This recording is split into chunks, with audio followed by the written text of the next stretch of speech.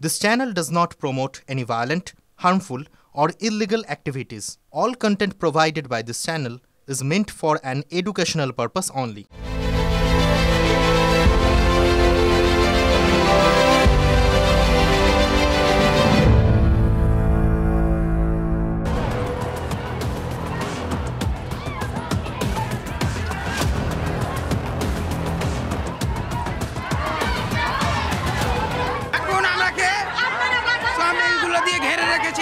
চারদিকে আমরা কি মার্ডার করে এসেছি না আমরা মার্ডার করি তারাকে ধরুক না এখানে কিসের জন্য পুলিশ প্রশাসন কি করবে এখানে? ওদের অভিযোগ যে তাদেরকে প্রায় জেলবন্দি করে রাখার মতো বন্ধ করে রাখা হয়েছে।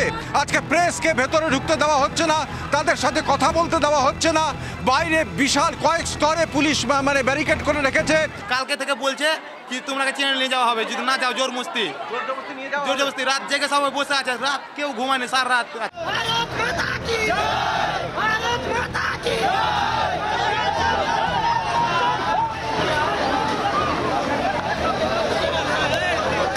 আমার বাড়ি ঘর ভেঙেছে, টাকা চুরি করে নিয়েছে, গহনা চুরি করে নিয়েছে, অনেক জিনিস দিয়ে বাড়ি পাঠানোর চেষ্টা করছে।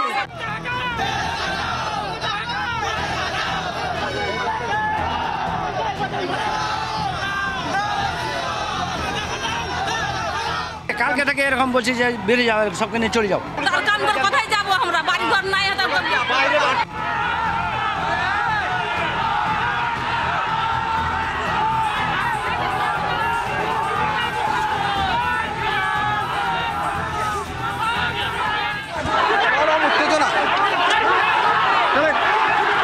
ভিতরে কি হচ্ছে না হচ্ছে মিডিয়া না গেলে আমরা তো জানতে পারবো না। পুলিশে ঢুকতে দিচ্ছে না।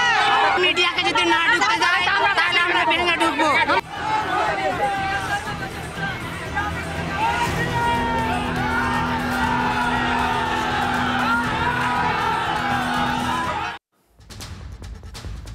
হিন্দু খতরে মে হ্যায়। যাদের কথা শুনছিলেন তারা হিন্দু, প্রত্যেকে হিন্দু। যে শিবিরটা দেখছেন সেখানে হিন্দুরাই আশ্রয় নিয়েছেন। মুর্শিদাবাদে অশান্তির জেরে যারা ঘর ছাড়া, পাশের জেলা মালদার বৈষ্ণবনগরে এই শিবিরেই মাথা গুজে রয়েছেন তারা, ভয়ে, আতঙ্কে এবং অনিশ্চয়তাকে নিত্যসঙ্গী করে। তার মধ্যে আবার পুলিশের বিরুদ্ধে জোর জবরদস্তি করার অভিযোগ এখনো। পুলিশ নাকি বলছে ঘরে ফিরে যান। আরে কোথায় ঘর?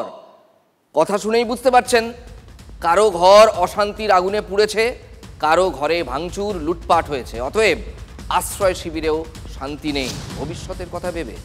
মানুষগুলোর ক্ষোভের বহিঃপ্রকাশ সবটা বলে দিচ্ছে, বুঝিয়ে দিচ্ছে। পুলিশ জোর করে ঘরে পাঠাতে চাইছে, এটা ওঁরা বলছেন। বহু অভিযোগ পুলিশের বিরুদ্ধে। অমানবিক আচরণ করেছে, বাসি খাবার দিচ্ছে, এই সব অভিযোগ উঠছে। কেন? ঘরে ফেরত পাঠানোর কৌশল? পরে আসছি সে কথায়। তবে কিছু একটা আড়াল করার চেষ্টা কিন্তু হচ্ছে। না হলে কেন তাদের বাইরের জগৎ থেকে একটু বিচ্ছিন্ন করে আড়ালে রাখার চেষ্টা হবে বলুন তো? কেন ত্রিপল দিয়ে আড়াল করা হবে ওই বারান্দা? বলবো, অবশ্যই বলবো। কিন্তু চাইলেও কি আর সবটা আড়াল করা যায়? সব অস্বস্তি ঢাকা দেওয়া যায় না। মুর্শিদাবাদের ধুলিয়ানে আজ শান্তি বৈঠক হয়েছে। শান্তি বৈঠক কখন দরকার পড়ে আমি জানি, আপনারাও জানেন। সেই শান্তি বৈঠকেই দাবি উঠেছে কেন্দ্রীয় বাহিনীকেই চাই, আজ কাল পরশুর জন্য শুধু নয়, স্থায়ীভাবে। কেন্দ্রীয় বাহিনীর স্থায়ী ক্যাম্প চাইছেন ওই এলাকার বাসিন্দারা। বৈঠকে জঙ্গিপুরের তৃণমূল সাংসদ খলিলুর রহমান, সাগরদিঘির তৃণমূল বিধায়ক বাইরন বিশ্বাস, শামসেরগঞ্জের তৃণমূল বিধায়ক আমিরুল ইসলাম, রাজ্যসভার তৃণমূল সাংসদ সামিরুল ইসলামও ছিলেন।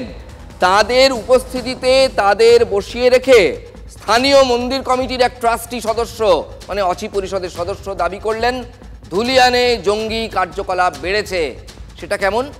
কট্টর মৌলবাদীরা বাচ্চাদের মাথা খাচ্ছে, মানে যাকে বলে ব্রেন ওয়াশ।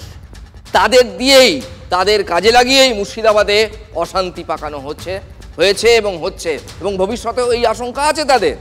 বহিরাগত ইন্ধনের কথা বলছেন তারা। তারা কি বাংলাদেশিদের কথা বলছেন?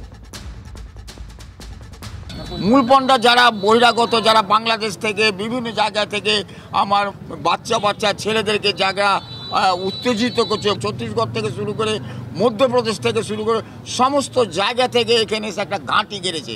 এই ঘাঁটিটা সাধারণ মানুষ জানতে পারেনি, আর আজকে জানতে পেরেছে বলে এই ঘটনাটা ঘটেছে। সীমান্ত তো পার হয়, এখন তো সব কিছুই সম্ভব হবে না এমন কোনো কথা নেই। বিএসএফ যে ক্যাম্প যেগুলো আছে তারা তো সব জায়গায় নাই। এখানে যে ঘটনাটা ঘটেছে, যদি বাইরেকার কোনো শক্তি কিংবা কেউ যদি করিয়ে থাকে, পুলিশ এবং অ্যাডমিনিস্ট্রেশন থেকে ইনভেস্টিগেশন করা হচ্ছে, এবং যারা অপরাধী তারা কিন্তু কেউ ছাড়া পাবে না। সর্বস্তরে সকলের কাছে আমি আহ্বান জানাচ্ছি কি আসুন আমরা সকলে ঐক্যবদ্ধভাবে আমরা একসঙ্গে যেমন ছিলাম তেমনিও একসঙ্গে থেকে আমরা আবারও সেই মেলবন্ধনের মধ্যে আমরা আবদ্ধ থাকব। উভয় সম্প্রদায়ের মধ্যে যে বিভেদ সৃষ্টি করেছে তার মূল পান্ডা তারা কিন্তু এখনো পর্যন্ত গ্রেপ্তার হয়নি। এরা বিভিন্নভাবে ষড়যন্ত্র করে বিভিন্ন জায়গায় মানুষকে উত্তেজিত করছে, সেই জন্য যাতে করতে না পারে তার জন্য আমরা সেন্ট্রাল ফোর্সকে রাখার দাবি করছি এবং এখানে চিরস্থায়ী বিএসএফ ক্যাম্প আমরা দাবি করছি। ব্যক্তিগতভাবে দাবি করতেই পারে, কিন্তু একটা জিনিস বুঝতে হবে যে কখনো কোথাও স্থায়ীভাবে কেন্দ্রীয় বাহিনী দেই না। এখানে আইনগত দিক আছে, আমরাও চাইছি যে মানুষের নিরাপত্তাটা সুনিশ্চিত হোক, আমরাও নিরাপত্তা চাই, নিরাপত্তাটা সুনিশ্চিত থাক। এটা প্রশাসন নিশ্চয় দেখবে যে কাকে দিলে কি হয়, কোথা থেকে কি হবে, সেটা প্রশাসনের ব্যাপার। প্রশাসন নিশ্চয়ই আমরা বলবো যে নাগরিকদের নিরাপত্তা সুনিশ্চিত করার কাজটা যাতে করেন। দেখুন, সাধারণ মানুষের এই দাবি থেকে একটা জিনিস তো পরিষ্কার যে পুলিশের প্রতি ঘোর অনাস্থা তাদের। পুলিশের বিরুদ্ধে নিষ্ক্রিয়তার অভিযোগ উপদ্রুত এলাকার মানুষের প্রথম দিন থেকেই উঠেছিল। পুলিশে অনাস্থা মানে কিন্তু রাজ্য প্রশাসনেও অনাস্থা, ঘুরিয়ে তাই তো দাঁড়ায়। তৃণমূলের এমএলএ এমপিদের সামনে বসিয়ে উপদ্রুত এলাকার সাধারণ মানুষ যদি কেন্দ্রীয় বাহিনীর স্থায়ী শিবির বা ক্যাম্প চান, তা শাসকের জন্য কতটা অস্বস্তির সেটা আমার ব্যাখ্যা করে বলে দেওয়ার কোনো প্রয়োজন পড়ে না। অথচ তৃণমূলের শীর্ষ নেতারা, এমনকি তৃণমূলের সরকারও গত কয়েকদিন ধরে এই অশান্তির জন্য বিএসএফ এর মুন্ডপাত করে ছেড়েছেন, একবারে বাপান্ত করে দেওয়া হয়েছে। উপদ্রুত এলাকার ভুক্তভোগী মানুষ কিন্তু শাসকের মুখে আজকে এক প্রকার ঝামা ঘষে দিল। কেন, কোন জায়গা থেকে পুলিশের ওপর আস্থা থাকবে বলতে পারেন? রাজ্যপাল আজ সন্ধ্যায় বৈষ্ণবনগরের হিন্দু ক্যাম্পে পৌঁছানোর ঠিক আগের মুহূর্তের ছবিটা দেখুন। পুলিশের ব্যারিকেড ভেঙে পুলিশের সঙ্গে ধস্তাধস্তি চলছে, চরম উত্তেজনা।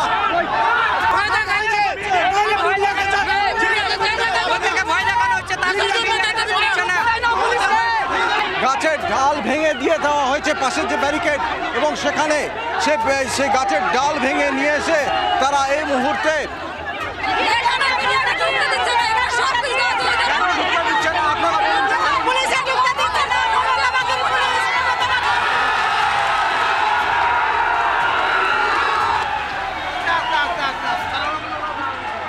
রাজ্যপাল ঢোকার পরেও স্কুলের সামনে ব্যারিকেড করে পুলিশ আমাদের বিশেষ করে প্রেসকে, মিডিয়াকে আটকে রাখে, কোনোভাবেই প্রেসকে ঢুকতে দেয় না। আর এই নিয়ে লাগাতার বিক্ষোভে নেমে যায় পাল্লালপুর গ্রামের বাসিন্দারা।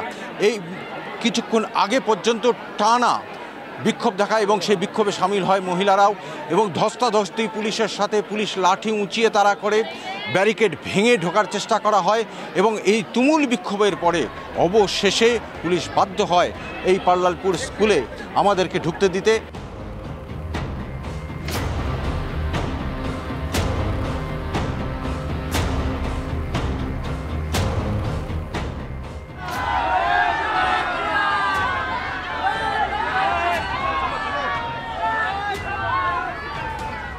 বাঁধ ভেঙে দাও, বাঁধ ভেঙে দাও, বাঁধ। জনতার তোড়ে ব্যারিকেড ভাঙলো। শুধু ঘর ছাড়া হিন্দুরা নয়, বৈষ্ণবনগরের সাধারণ মানুষও মিলেমিশে গেলেন ওই ভিড়ে। পুলিশের কোনো বাধা কিন্তু আজকে টেকেনি। রাজ্যপাল মালদার এই ক্যাম্পে ঢুকে নিপীড়িত হিন্দুদের সঙ্গে কথা বললেন। ঢুকতে পারলাম আমরাও, মিডিয়াও। বলা ভালো, চাপের মুখে পুলিশ সংবাদ মাধ্যমকেও ক্যাম্পে ঢোকার অনুমতি দিতে বাধ্য হলো। Major complaints which they made, particularly the women, hooligans and miscreants come into their houses, threaten them, physically assault them, intimidate them, set fire to their houses. This is what they reported happened there. They are all afraid to go back. They want protection. They also requested the presence of a BSF contingent there, which they said a few years back it was there. That alone will give them protection. This is what I heard from them. Now, I will also take it up with the appropriate authorities, and certainly we will all together do whatever is required. They want justice. It is our duty to see that justice is given to them. Justice will be given to them. Peace and harmony will be re-established. Normalcy should come back immediately. এই ঘটনাগুলো দেখার পর আপনি বলুন তো কোন জায়গা থেকে পুলিশের ওপর সাধারণ মানুষের আস্থা থাকবে? শুধু ওই এলাকার কথা বলছি না, গোটা রাজ্যের কথাই বলছি। আটকানোর কোন প্রয়োজন ছিল? সেই তো পরে আপনারা গ্রামবাসীদের চাপে যেতেই দিলেন মিডিয়াকে। আর কাকে আটকাচ্ছেন? মিডিয়া যাবে না তো কে যাবে?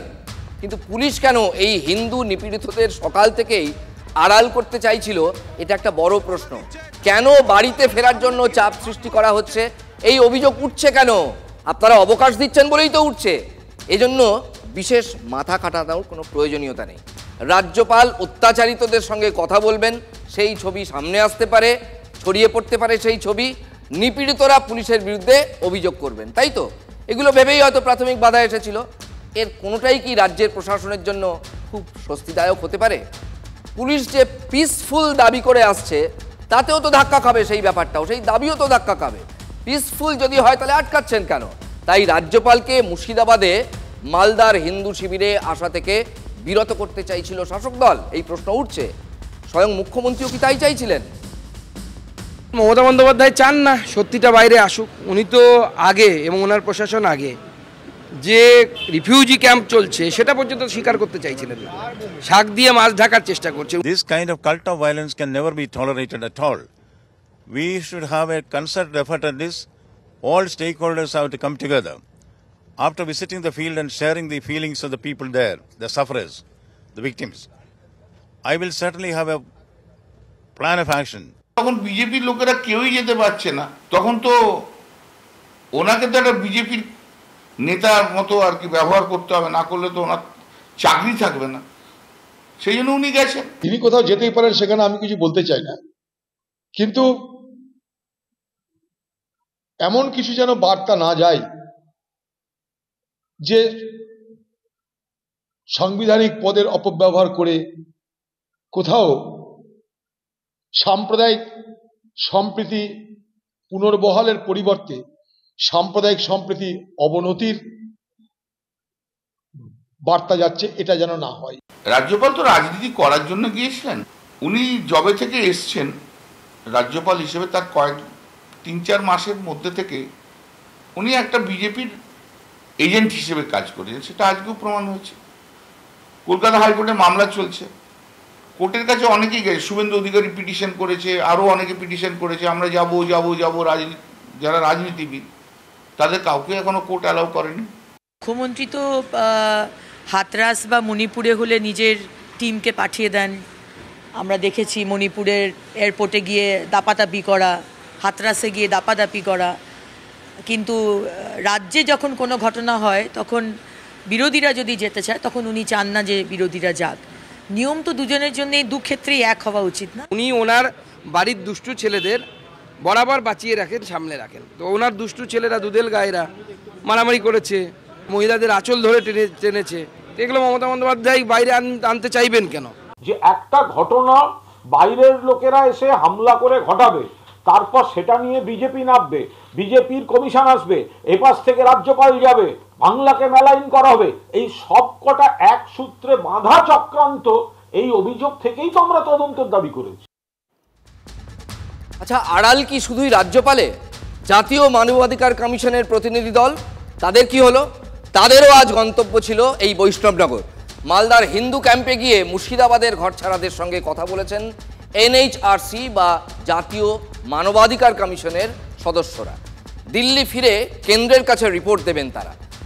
তার জন্য অশান্তির কেন্দ্রস্থল মুর্শিদাবাদের শামসেরগঞ্জে গিয়েছিল জাতীয় মানবাধিকার কমিশনের ওই দলটি। সেটাও কি পুলিশের সক্রিয়তার আরও একটি কারণ? তার জন্যই বৈষ্ণবনগরের ওই শিবিরে তড়িঘড়ি খালি করে দেওয়ার বন্দোবস্ত করা হয়েছিল বা চেষ্টা হয়েছিল প্রশাসনের উপরমহলের নির্দেশে। এই প্রশ্নগুলো কিন্তু এখন উঠছে।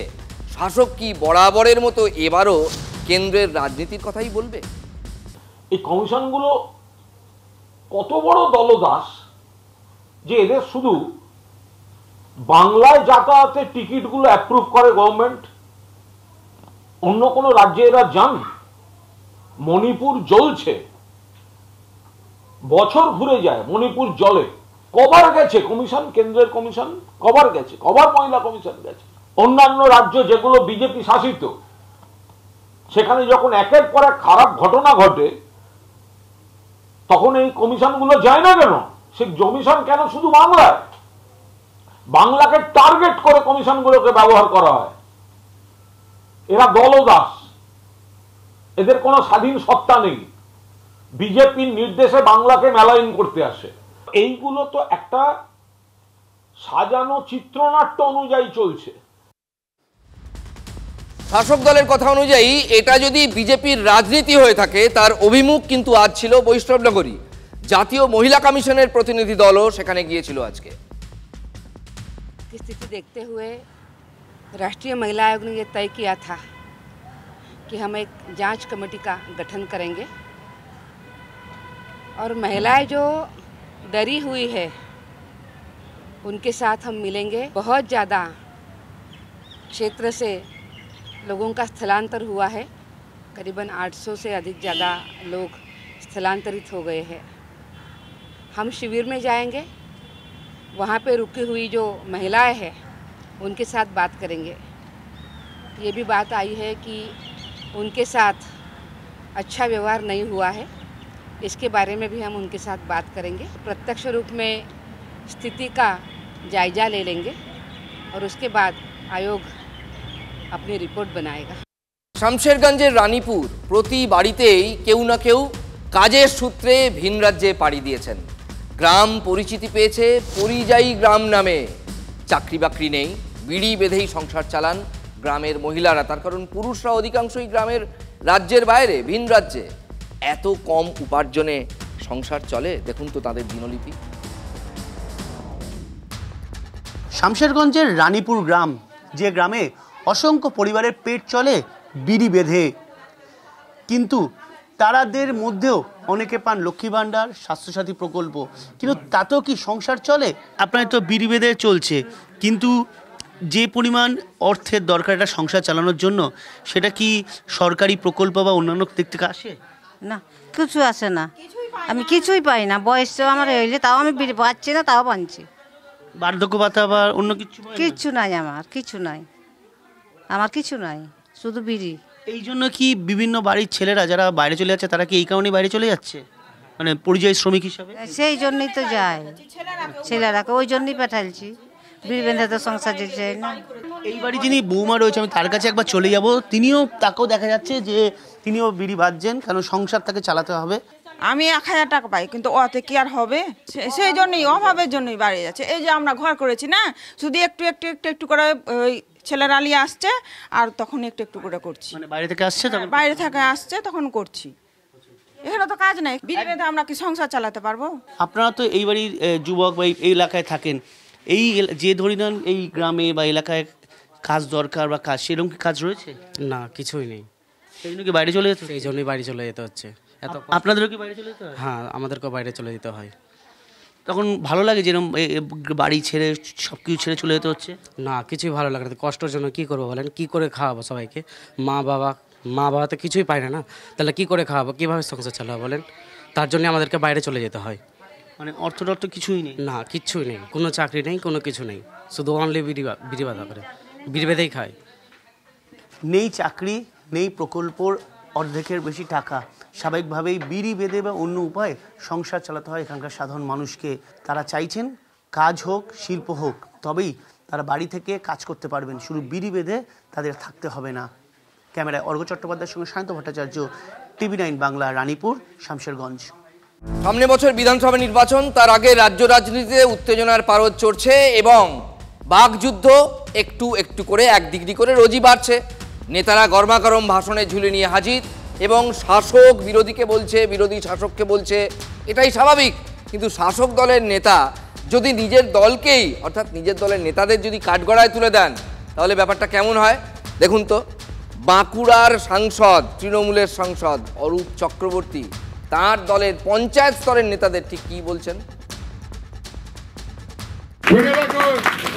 পঞ্চায়েতের জোড়া ফুল চিহ্নে আপনাকে জিতিয়েছে, আপনার স্বামীকে দিয়ে যদি ভাবেন আমি ঠিকাদারিগুলোকে নিয়ে আমি করে নেব, আমরা তাকে বেশি দিন প্রধান হিসাবে রাখতে পারবো না। শুনে রাখুন, পঞ্চায়েত সমিতিতে যারা আছেন তারা যদি দলীয় কাজে নিয়োজিত না হন, তারা যদি বুথে বুথ কর্মীর সঙ্গে সঙ্গ না দেন, তাদেরও কিন্তু বেশি দিন থাকার অধিকার থাকবে না।